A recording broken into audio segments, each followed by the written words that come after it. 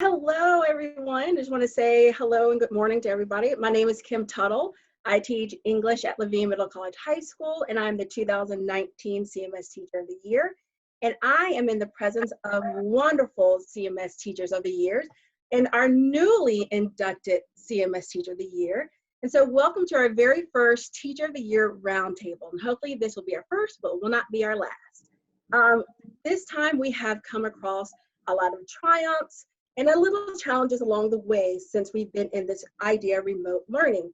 And so I want to introduce this panel to you. So we have the 2020 CMS Teacher of the Year, Ms. Cizi Sazo Robertson.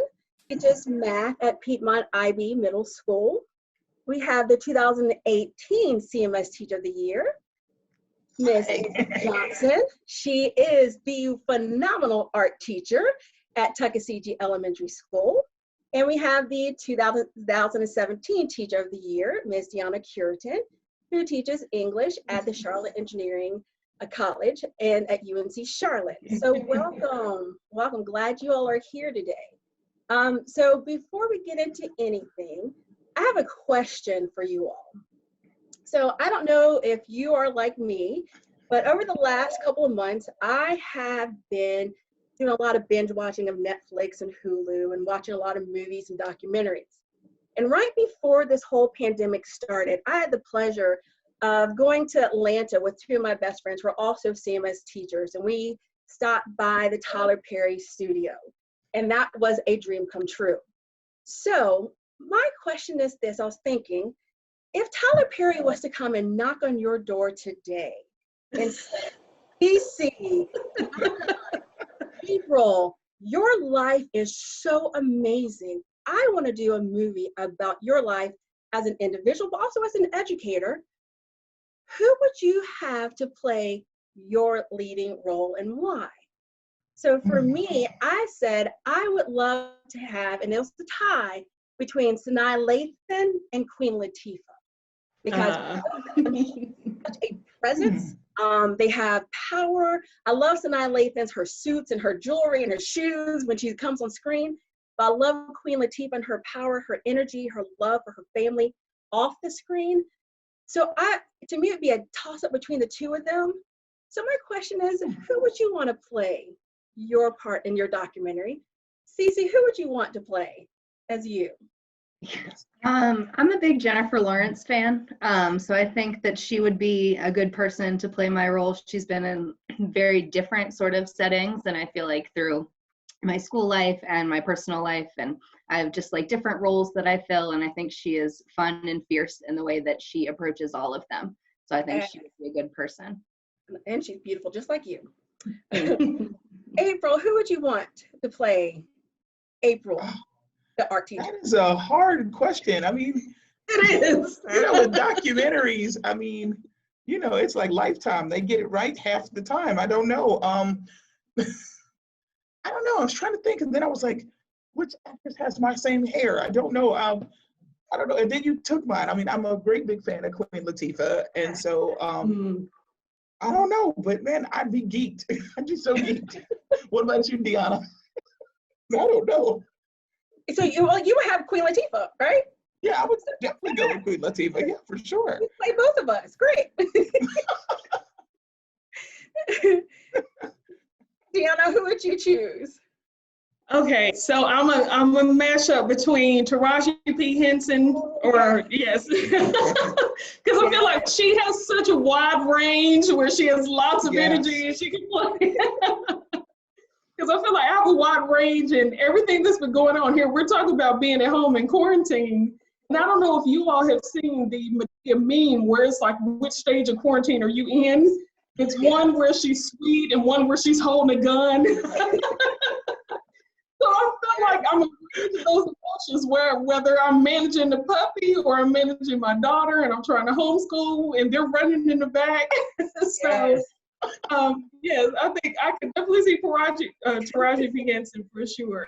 And you were right. I think we all have hit those components of what stage are you in when it comes to quarantine. Yes.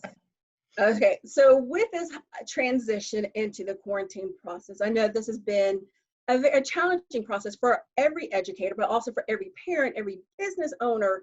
It's hit all of our communities, it's hit the global society.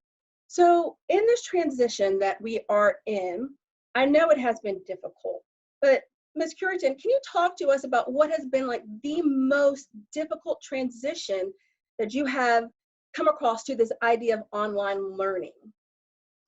You know, it's interesting because at my school, I don't necessarily have a classroom. So I'm accustomed to being mobile and having to have everything on my Canvas classroom so that my students could access all the information. So my transition to the digital world was rather simple. However, the execution of it is what has been most difficult. Our school in particular focuses on group work, PBL, and collaboration. And transitioning those elements in how we function in a day-to-day world, what does that look like digitally? That has been the most difficult thing for me. Because everything that I never really lectured in my classroom. So every day, everything was collaborative and it involved discussion.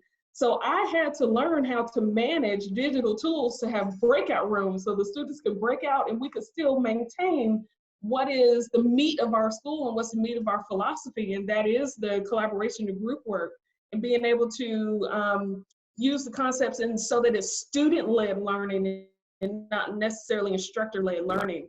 And I will say that that has been by far the biggest challenge for me, is maintaining that and making sure that I stay true to who we are as a school, as well as to my teaching style and what I've been doing for the past 5 years.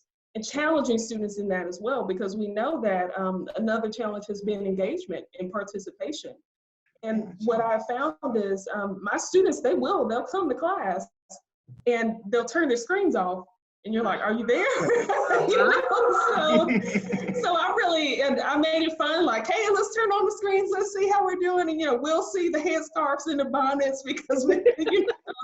So it was a good time. And we really made it fun so that we could interact and see each other, make sure that it's real class. And so I've really been using the breakout tools and using those things to try and make it work in this environment.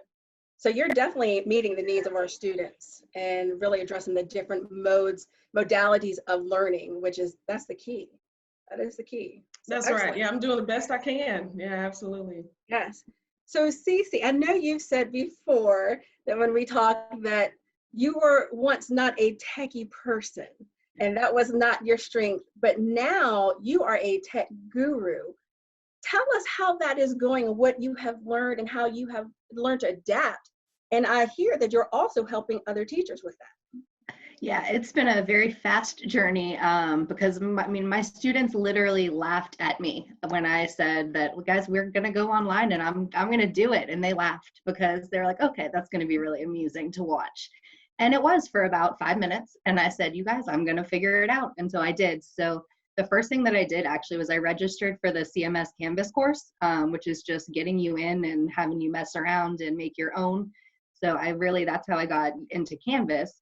And then once I sort of built my skills there, a bunch of teachers at my school sort of got together and we created these sort of courses where we had other teachers logging in as students through Zoom and showing live how to actually make these things happen. So we're just helping the whole school community become much better with Canvas. And then within that, I'm learning how to use Zoom, and a big part of that has been my students as my resource. So I've set up Zoom classes with my students to say, okay, this is what I want to do in class. And 1 and 2 of them will say, okay, well, I want to be able to annotate this file in there. So, well, you have to click this and so they'll teach me how to actually go through the process.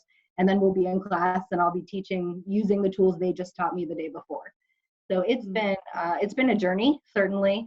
The first 2 weeks were I was pulling my hair out. I wanted to throw my computer out the window, but now I just can't imagine doing school without it. And I think for me, one of the things I would have said before this is that, like, if you can't do it, if we can't do it together, then we shouldn't even be doing it, right? Like, if you can put it on a computer, why do we even need it? But now I know going back into my classroom, it's going to be such a strong mixture of things that are hands-on, working with each other, but of course bringing the technology in to enhance that experience. So I'm just excited to be using what I'm doing and kind of teaching teachers like myself who are much more hesitant about bringing tech into the classroom, the ways that it can really be useful without taking over those interactions that we know are so important. So I would have probably been one of the teachers you would want to work with, because Canvas was not my friend at first, but now I do love it. I love it. So yeah, it's amazing how quickly you can transition your mindset about something once you understand how to use it.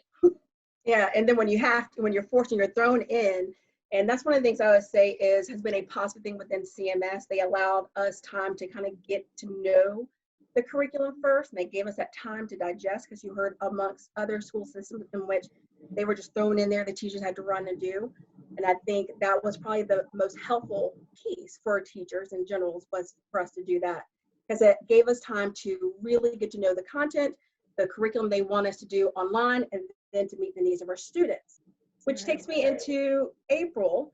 Talk to us about how you've helped with your students to adjust to the social emotional needs, because you teach an elective class, and to me is one of the best elective classes possible, because there's so much other content that can be taught within art. So what are you doing, or what are some ideas or suggestions you could give about meeting the needs of our students? Well, I think the biggest thing for them has just been having a voice, and I really credit, we've seen, outside of school, you see the rise of TikTok. Everything's TikTok as a social media app and a form of communication. And so conversely, in school, we've seen, like, my Flipgrid, as the kids say, blew up. Like, I would post a few things, and what began to happen, especially for elementary students, is that we began to see Flipgrid become its own form of TikTok. Yeah. And so we were like, okay, you're not posting assignments, but you want to talk to each other. You want to communicate with each other. And so the music teacher at my school did an amazing thing. So we had an online talent show via Flipgrid. And so that's been really, really fun. Mary Wendorf is an amazing teacher. And so I think that's just been one of the ways that, collaboratively as a staff, we're like, how can we do this? And then to watch those Flipgrids, to see what the kids are talking about, to see what's on their mind and try to respond.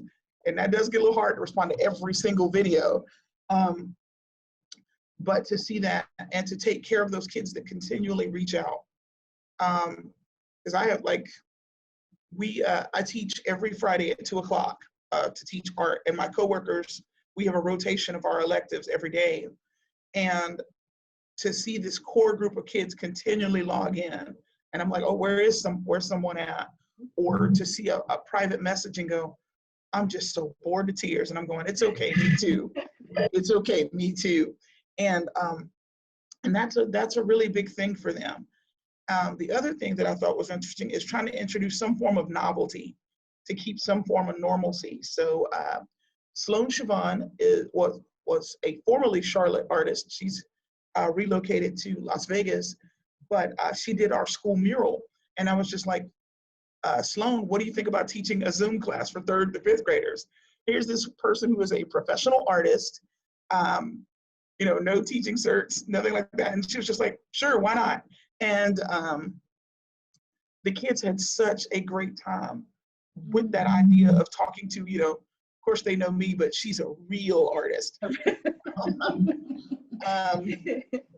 And I mean, they had a blast. And of course they got to virtually tour her studio. She opened her toolbox, and they got to see what real artists use. And I'm just like, guys, it's the same stuff we have in the classroom. But I mean, but so giving them a voice, giving them some level of novelty has been very, very helpful in that. But just being present. I swear, every time my phone rings, I'm like, so-and-so commented. What do they need? Are they okay? And just that level of presence, and playing games, which they did not expect. You haven't lived till you try to play categories with 3rd graders online. Wow, the answers. So again, just being present, just being our authentic selves, just allowing them to say, I'm bored or I'm sad, and just giving them space for that and being okay. And just, again, presence. We're all in it together. It has been a big way to help. with their social and emotional needs and just being honest. Mhm.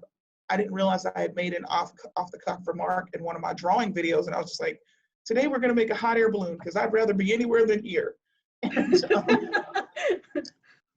But in the Flipgrid response video, this little girl goes, me too. I can't wait for my balloon to take me somewhere else. And so for her to have that response, just to be honest, was really cool. So that is, I love hearing what you all are saying to meet the needs of our students, all three of you. And I think that's something that's innate in us as teachers. We do, and we give so much of ourselves to our students, because that's why we get into this profession, because we wanted to teach others about a love that we have, whether it's history, math, English, art, music, is what we love to do. But you know what? Sometimes we tend to forget about us because we're so much in that giving aspect, because as teachers, we give. So what are some things that you are doing to take care of yourself and to keep yourself grounded during this pandemic? Because I know without my family and having that, the family aspect of my mom being near, my sister being near, my husband and my kids being right here with me, and to keep me grounded and sane and bring a little humor, without them in my life, it would be kind of difficult this time, because to have two teenagers, a 16-year-old and a 14-year-old with their own school, their own tech issues, their own, I don't want to do this, I'm giving up. My own students saying I'm done, and I'm on that done aspect, but I have to keep kicking it back in to say, no, I got to finish this course because that's who I am. So my grounding force is my family and my faith, and the aspect that I still can at least go out in my yard and do some yard work. So what are some things that you all are doing to stay grounded and to stay sane and to be you?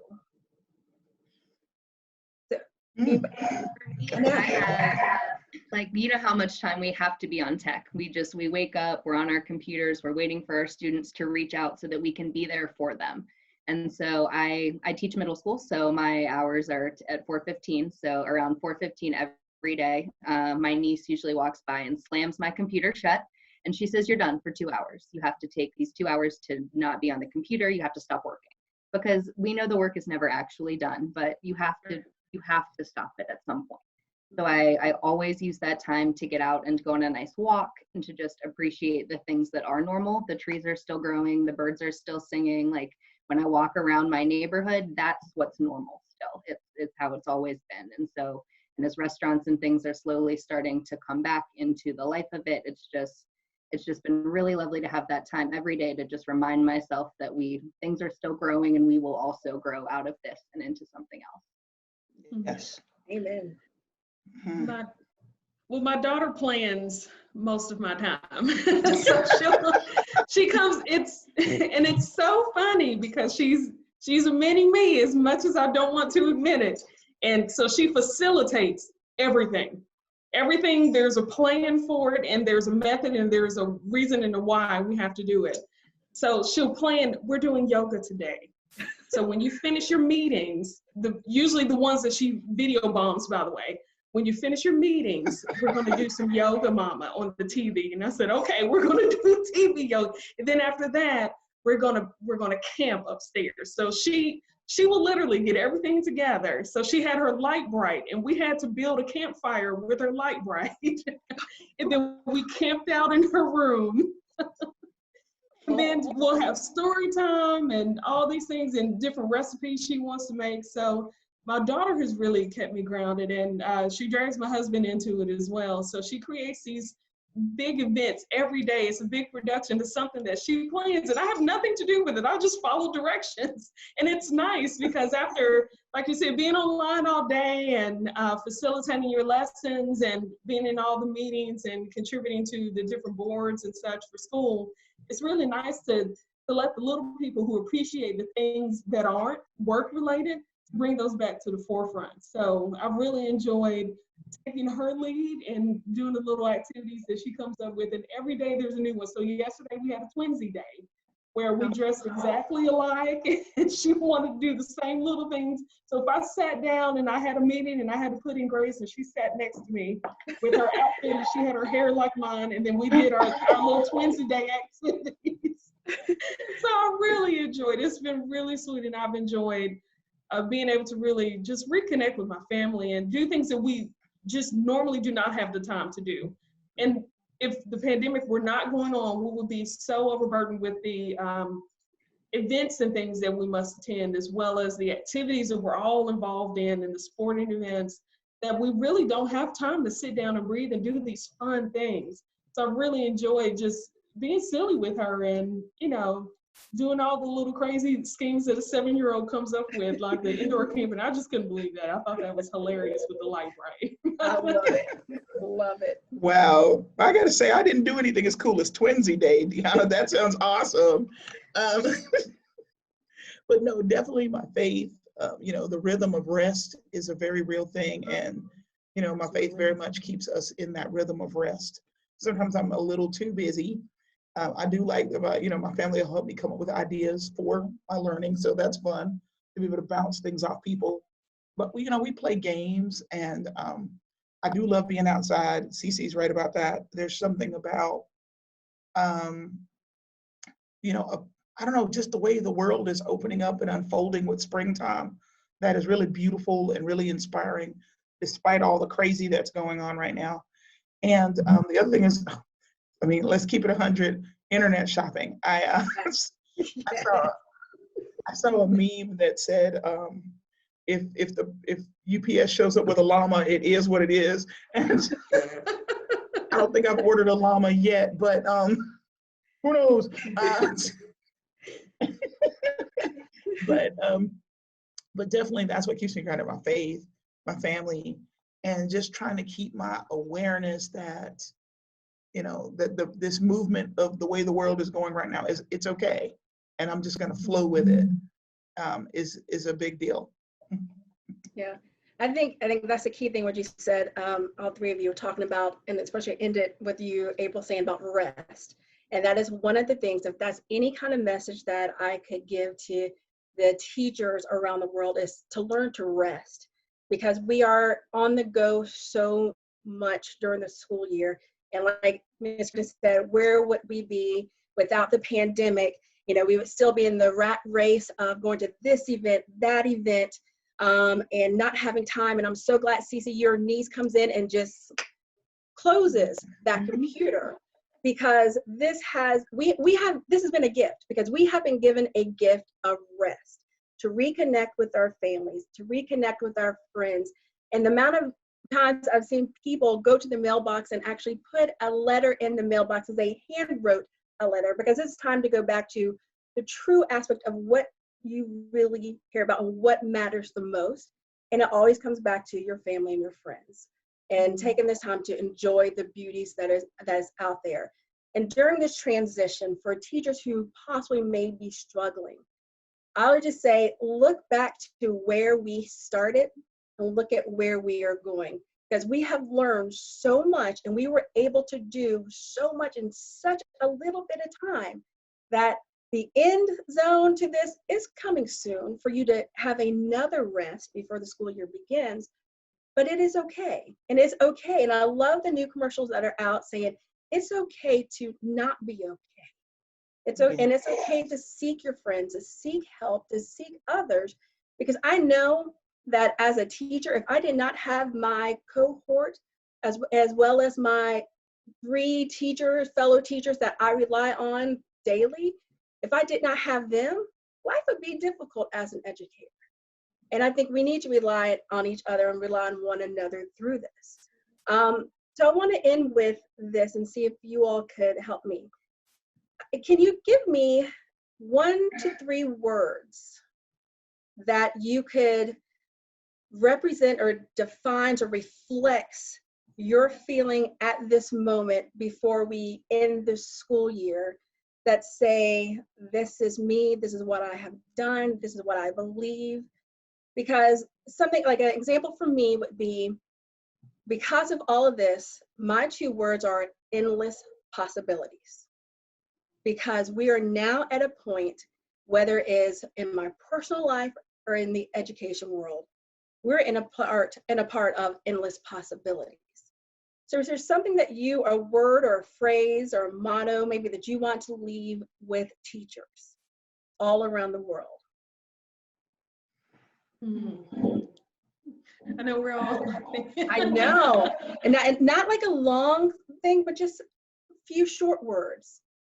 I guess mine would be like something along like grow, develop, and reconsider, because I think a lot of what I worried about at the end of this was feeling like this time is all this work I've done is wasted when we go back to the classroom. And the more that I remind myself that it's not, and there are so many ways that this can enrich the things that I'm doing in my classroom and for my students, that just sort of reconsidering the future given how I've grown during this time. Love it. Powerful. I think mine is grace and mercy. Mm. I think about just doing everything that we have done with such grace and professionalism, and also just being kind to ourselves and to our students, and taking the concept of mercy in that we don't just simply look at things as though they're black and white, but truly considering the fact that we really don't know what's going on in everyone's lives. But what we can do is know that this is an unprecedented time where we can show grace and mercy and be kind, not only to ourselves, but also to others, to truly understand that this is just a temporary situation. And this is a time where we have to be at our best and our strongest, not only for ourselves, but for those who rely on us and depend on us, so that we can understand that not everyone is standing on solid ground right now. And they need that, and they need us, and we know it. I think this has been the time where the rest of the world has actually realized that we are essential in many ways. You think about, people really don't think about the fact that children get medicine at school, they get therapy at school, they get love, they get hugs, they get kindness, they get food, fed, all of those things are essential. And as educators, all I think about is the fact that if we continue to show that grace and the mercy and show the world all that we do, and take that in and understand how important we are, that it truly is a blessing to be where we are today. Yes. Wow. Geez, I should have went first. No, I would definitely say, I'm trying to think of how to put it. My 3 words, I guess if I had to put 3 words in it right now, would be vision and flexibility. You know, I joked when you know, at the New Year's that 2020 was going to be the year of vision, and it has been, because those of us who have a fixed mindset, you know, as teachers, we, you know, that's our word, growth mindset. But Yes. those of us who have a fixed mindset, this has been the hardest place. But if you can see that there's something on the other side, if you can see, again, as you say, Kim, endless possibility, then those of us who are okay with fixing and adjusting our vision, we're going to make it. And I think that's important. And flexibility. Again, we've handled this with some grace. I mean, we are yoga masters at this point. That's right. And as long as we continue to stay soft and flowy with this, I feel like we're going to be able to weather anything. But you've got to have that vision, and you've got to have that flexibility. We have to bend or we're going to break. So if I had to tell any teachers anything, that would be it. Keep your vision open, you know, keep yourself soft so that you can move, and don't let this harden you.